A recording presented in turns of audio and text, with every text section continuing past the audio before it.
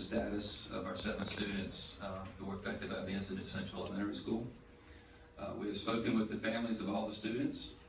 The families stated that their children are doing well and are trying to get back into a normal routine. 5 of the students were in school today, while the other 2 students opted to stay home for an additional day just to get themselves ready to come back in. We have tried to be very transparent with the information related to this incident and inform our community of what has been taking place. The health and safety of our students is of the utmost importance, and it's the most important part of our job. And we will not share false information. However, someone in our community has contacted local news outlets with a rumor that one of our students is hospitalized in the ICU. I can state that according to the parents of all 7 students involved in this incident, this statement is not accurate, and none of the students in this incident are currently hospitalized. This incident at Central Elementary School brings a larger issue to the forefront, which is the amount of drugs in our community, state, and nation. Law enforcement, public safety, the judicial system, and the school division have known we have a drug problem. Our schools are nothing more than a microcosm of our community. And when these drugs are in our community, they will eventually make it into our schools.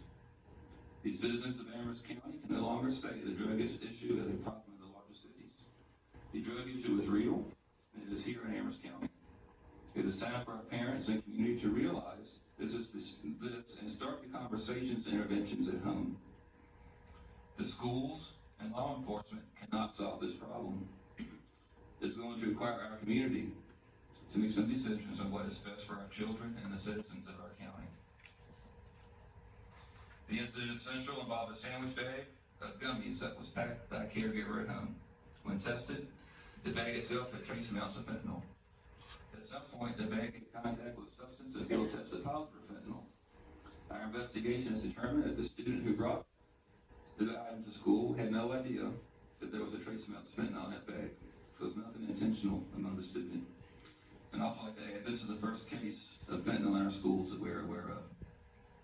Although fentanyl is a very dangerous drug, we have other drugs that are making their way into our schools.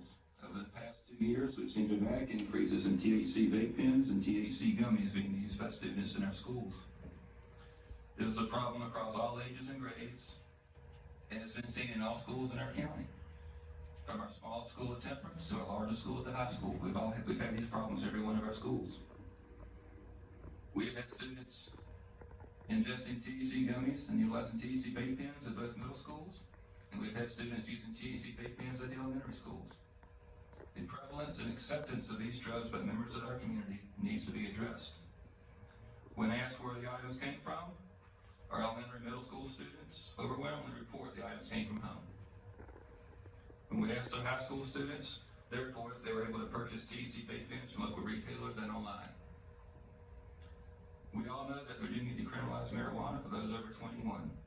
However, that has opened the door for our students to access THC-based drugs at an alarming rate and made other drugs more accessible. The availability of these drugs to our students needs to be addressed. Something needs to change in order to protect our most valuable resource, which is our children. We are very lucky that we did not have a devastating outcome at Central.